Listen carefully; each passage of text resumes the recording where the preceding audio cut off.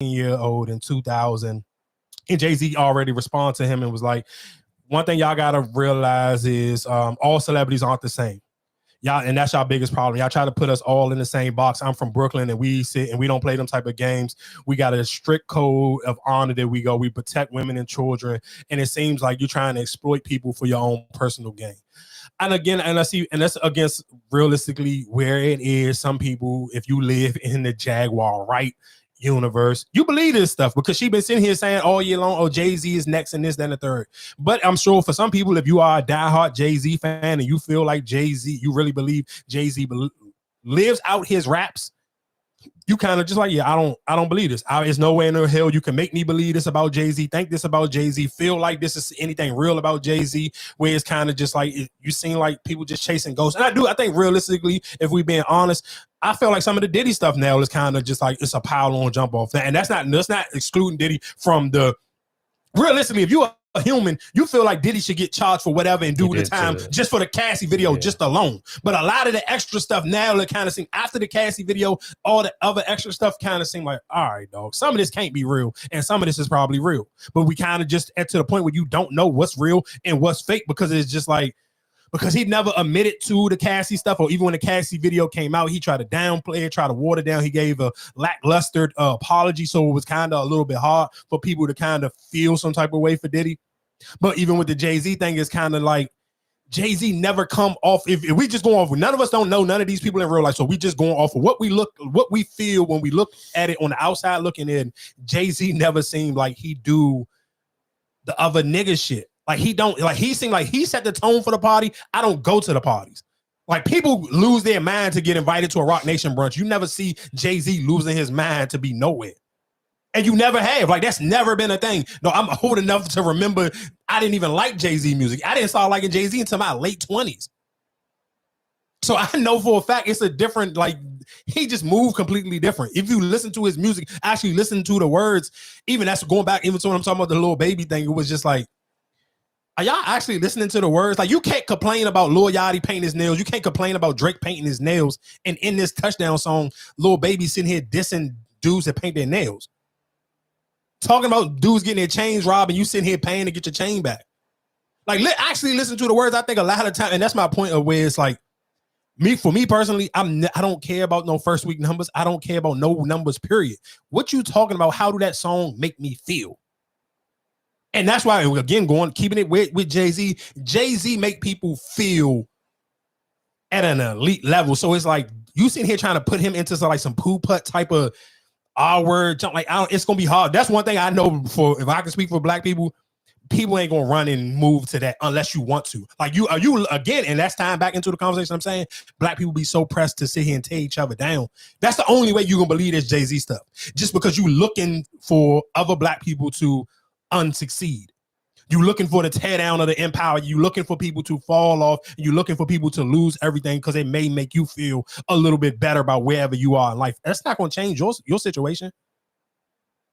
And again, I can even tie this into another thing. And I thought about this when I was on the treadmill this morning. I was on YouTube and I'm listening to Pastor John Gray. And I was thinking about, damn, and I'm listening to him because you can kind of hear it, like, and that's one thing I like about pastors sometimes, because you can hear it in the undertone on their message sometimes where they be throwing shots at other pastors. But John Gray and Jamal Bryant is two pastors that I kind of like. If you actually, again, we talk about listening to the words and listening to the message, screw about them cheating on their wives or whatever the case may be, because he was talking about that in his message, and he was just saying how so many people got hung up on that, where he lost a lot of his star power.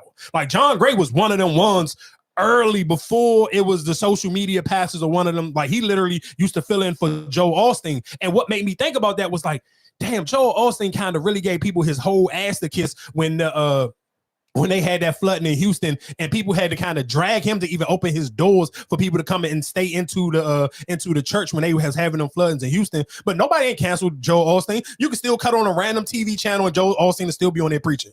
You can still go on YouTube and Joel Osteen church. His church is the old Houston Rockets joint. That joint literally sold out every Sunday from the top to the bottom. He ain't skip a beat, dog. John Gray like on his third naming of a church because he cheated on his wife. His wife's still there, and he ain't even had sex with the woman. He was just flirting with a broad in the DM, and y'all crucified him. Like this man literally on his third church, dog. Like his name of his YouTube channel now for his church is Love Church. I think it's like Love Story, something like, bro, this is third jump. Like, since I've been following John Gray and since he then left Joel Osteen jump, this is literally his third jump because black people be so pressed for cheating on his wife. Joel Osteen, y'all see here, this man can literally go down for stealing bread, telling the, I'm not letting y'all in my church. I don't care what's going on in the flooding or nothing. And he's still good money. He can open his door every Sunday from top to bottom, his junk jam-packed.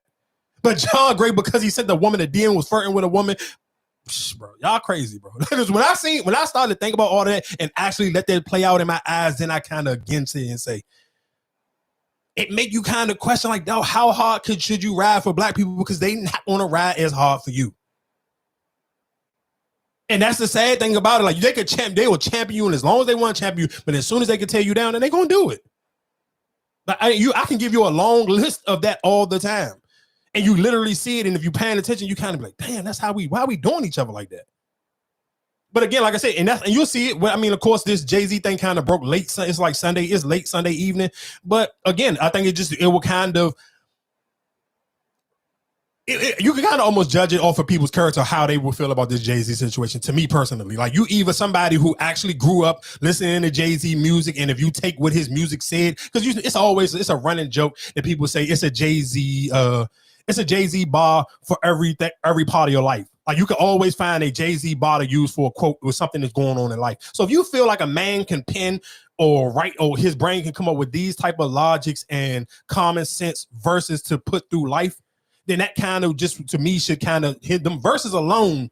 That people use quotes for different little things that they may be going through in life. If you can use it like that, then that should, to me, that should speak volumes on how you feel of that man if somebody throw an allegation against him. And he said that the lawyer tried to come to him and try to get them to settle early. And he's like, bro, I'm not settling for something that I ain't have nothing to do with, or I ain't do nothing others. You're not about to sit here and extort me for no bread. Like, we don't even play like that. But again, like I said, you can get to judge people and see their type of level of character, who they are on the way, if they ready to run with the Jaguar rights, hypotheticals, and her all her things that she been saying forever.